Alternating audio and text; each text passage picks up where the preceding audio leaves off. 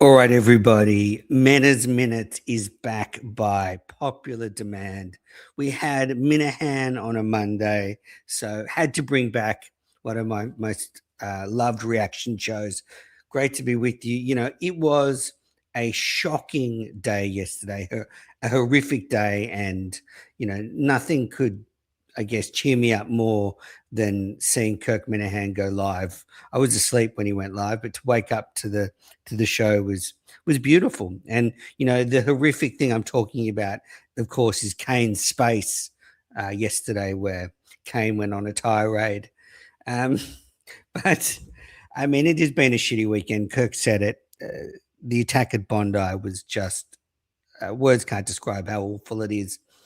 It hits me pretty hard. I grew up, 5 minutes from Bondi. I still live very close to Bondi, obviously there all the time. But what really hits close to home is my daughter would have been working at that event that was targeted had she not taken some time off to go away.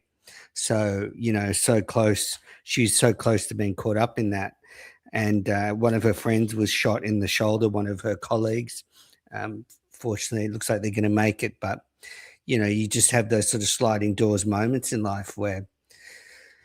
And so it makes me think, of the family and people caught up in it. So just awful, awful, awful. I needed some content. I needed some cheering up. And then we got Project Big Screen, which out of 2 hours of audio, there's probably about 8 minutes of Kirk talking when everybody else lets him have a say.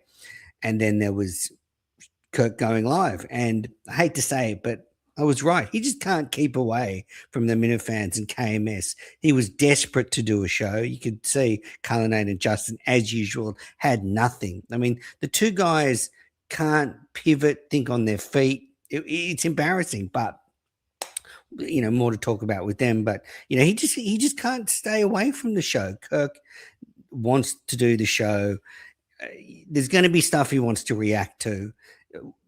Once a week is absolutely the way he should go. And we saw it today. It gives him an outlet to get out all the things. And I told you we couldn't stay away from the Minifans and the show he's built, the world he's built. And, within a couple of weeks, the first little thing like Rob Reiner passing away, it's not the biggest thing to happen. Like he said, he's got a 12 out of 10 announcement, which he's going to talk about when the tickets go on sale. So great to have Minahan back, some Kirk Minahan content. And, he was talking about, the Brown shooting, the shooting in Bondi, all the things as being a link to mental illness. And so we got, some real perspective from Kirk as per usual. It's so funny. In Australia, our Prime Minister is feverishly trying to change the gun laws because of the incident to make those sort of high-powered shooting rifles much harder to get, and also make it harder to get a gun license. And some gun licenses are issued forever, and they're trying to change that. It's a bit of a gaslighting technique from our Prime Minister, who's allowed anti-Semitism to run riot. But it's just interesting how both countries react differently to these mass shootings. America's just accepted it, that it's going to happen all the time, whereas Australia, whether you agree with them or not, and I don't know if changing these laws is actually going to do anything. I think the cat's probably out of the bag. But anyway, just very interesting. So, but Kirk, he's right. He's all about mental illness and so look, we got Kirk, we got Project Big Screen. This is going to be a short Mena's Minute. I just wanted to jump on. I'm going to react to some Twitter questions, maybe take some questions from the comments. On the show, there was some huge gaffe by Cullinane. Did he say that they could have seen an NHL game where they were? So I think I didn't look at the teams. I didn't go back and listen to which teams he mentioned, but Kirk was very upset that Cullinane said that. So maybe it gives an indication as to where they were for the last week or so. So, if you're a bit of a sleuth yourself, if you want to have your own personal case, maybe go through that audio and put the pieces together. But Kirk was so annoyed that Cullinane said that. It just makes you wonder, like, how many times is Kirk? How much is shit can Kirk take? I mean, if he cleared a house, he could get some. I believe now that he's not doing KMS and doing more case stuff, he would even get way more producers applying for the job. Way more, way more. So yeah, they said there's going to be a 10 out of or 12 out of 10 announcement soon. Can't imagine what it is. It's probably Justin leaving. Justin's probably got a new job. Maybe he's going to Chicago. Maybe he's getting married to Mary. I'm not sure, but I look forward to that announcement. I have no clue what it could be. But it was just pathetic. So after half an hour of Kirk rabbiting on, it's turned to the producers and they had nothing, no content, no conversation, no questions. Like, string it out a little bit. I mean, when Kirk came on Menace Live a few weeks ago, I didn't know he was coming on.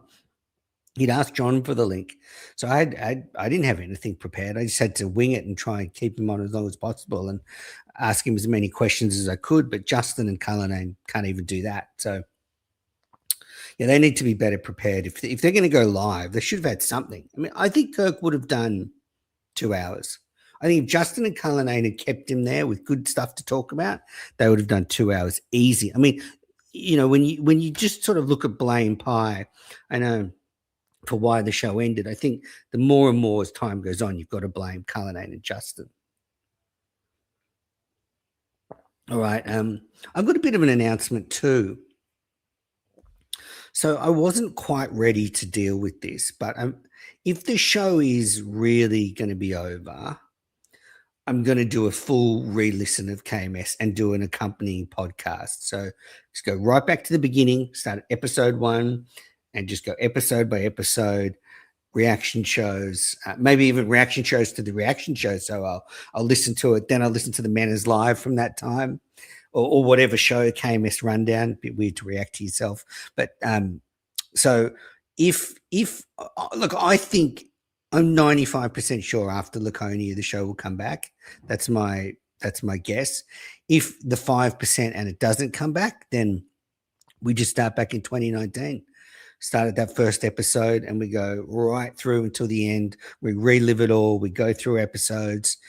It would be a huge endeavor because, you know, it's a daily show. And so you couldn't just do like one episode a week reacting to. It would just take too long. So, you know, it would have to be some plan around it. I'm working on a plan. It would take up a lot of time, a lot of effort, a lot of resources. But that's my plan. I mean, if KMS will not die, like, and I will keep pushing for Kirk to bring the show back. It's too soon to start the full re-listen. I want a bit more time to accept it. Because I don't believe it. I mean, as I said, 2 weeks ago, he said the show was over and he said, I'm not going to come on. It's a drug. Remember he said all that? I'm not going to come on. It's a drug, blah, blah, blah, blah. And then Tuesday, December 16th, Australian time. So Monday, 15th of December, he's already back live doing an hour show. So the show will be back. And if it's not, I'll be doing a full re-listen. So either way, the show will be back. Don't worry, Minute fans. Either way, the show will be back regardless. We'll go right through the Steve era. It'll be interesting to go through the Steve era again, knowing what I know about the producers to come.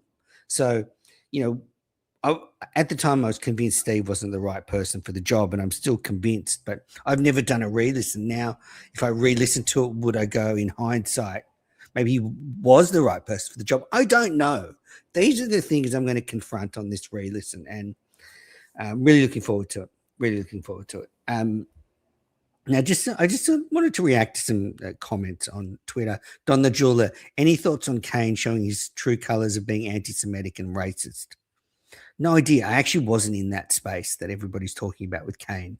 But, you know, we all know after a few cut waters, Kane could say anything. Special Agent Utah.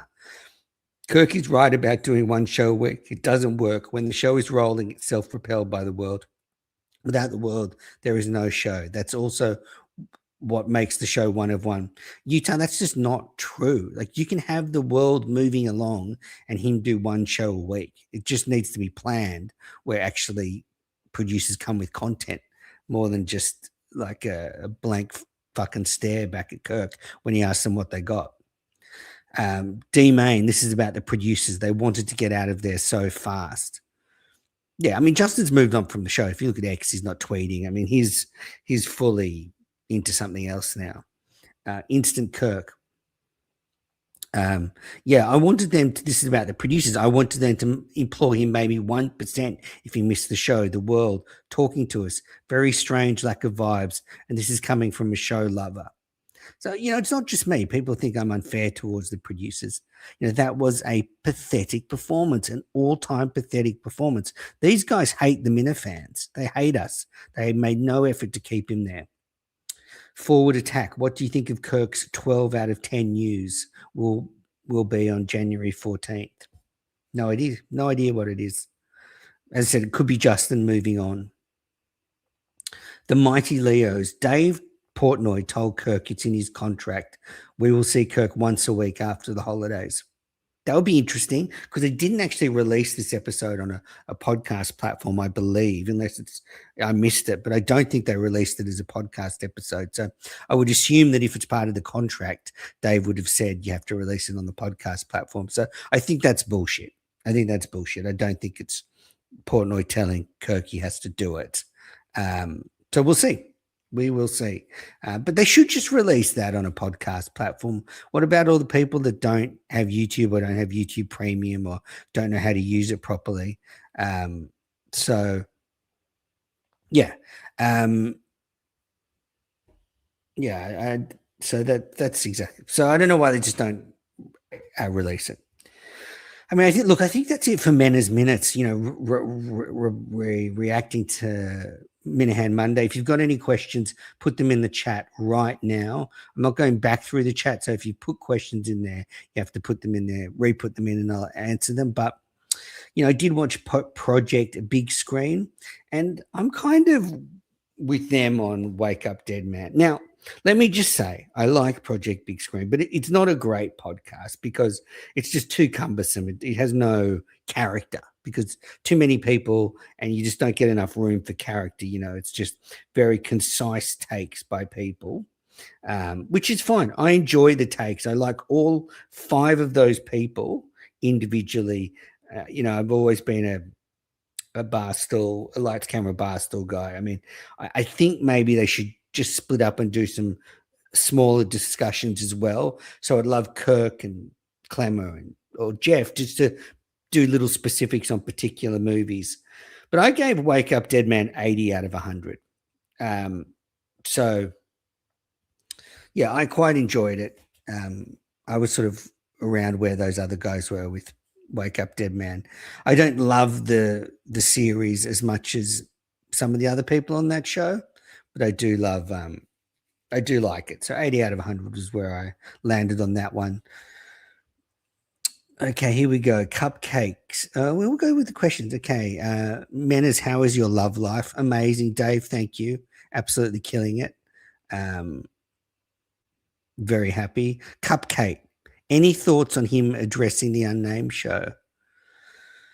He didn't say much, did he? I don't think he gave any definitive reasons as to why the Unnamed show was off. I think he just said Dave couldn't do it, but maybe I missed something. Menas, do you think Rob Reiner's son looks like Montante? Do we know where Montante was on the weekend? Just saying. Don the Jeweler, are you looking forward to the SpongeBob movie, Search for SquarePants? No, I'm not. Never been a SpongeBob guy. Blind Mike Shades. Do you think the announcement is Kirk is leaving Barstool? This is Blind Mike Shades. Well, I mean, 12 out of 10 is pretty big. 12 out of 10 is pretty big. And if I'm Portnoy and Kirk comes to me and says, I want to stop doing my show now, and if I'm already thinking this guy's annoying me, but then during the whole Bree and Kirk thing, Portnoy was very loyal to Kirk. So I can't see Portnoy pushing Kirk out. And I can't even see Kirk leaving. But who knows? Who knows? Who knows? All right. Well, thanks everybody for tuning into Mena's Minutes. Just wanted to jump on. We got 2 pieces of Kirk content today. It was was really, soothing amidst the horrors of the last few days. Um, Here's another question. Dave Scott, is Justin depressed or just stupid? He's the reason the show ended, right? How does he let that happen? Justin is more stupid than depressed, I think. More stupid than depressed. Um, he just doesn't know what to do. He's stubborn. He doesn't know how to produce a show, and he is pathetic. What's he done since? Actually, one thing that's really interesting. Obviously, I'm going to be focusing a lot more on Project Big Screen. It is so well produced. Like it's much hard. Like it's much harder to criticize it when Gooch or whoever it is spending a lot of time doing really good videos. Where, if you look at the video, there's camera switching, there's graphics, it's formatted for reels. It's like Project Big Screen is an actual well-made show, but the content is 10% as good as KMS. And all I did was I made some reels of an episode I did, and they with Kirk, and they did really well. Can you imagine, like, the same care had been taken out of KMS? Like, the content is so engaging. There's so many grabs. There's so many points of interest. Whenever someone just gets a window to KMS through Unnamed, they want to learn more. And Project Big Screen, it's so well done. And like, can you imagine Gooch had been doing KMS's videos for the last year? The show would be on steroids. It's yeah. There's problems with Project Big Screen. There's too many people. It doesn't flow, but it's so well produced. You look at the video of each show, like even the full episode, like switches, the cameras and stuff. Like it's not mailed in. It's someone spending time and effort on it, and it's nice to see someone doing that for Kirk content for a change. And if I'm Justin, I'm just like, Gooch, man, tell me how you do all this stuff. What programs are you using? Where did you learn how to do that? Anyway, look, that's it for Meta's Minutes. Thank you.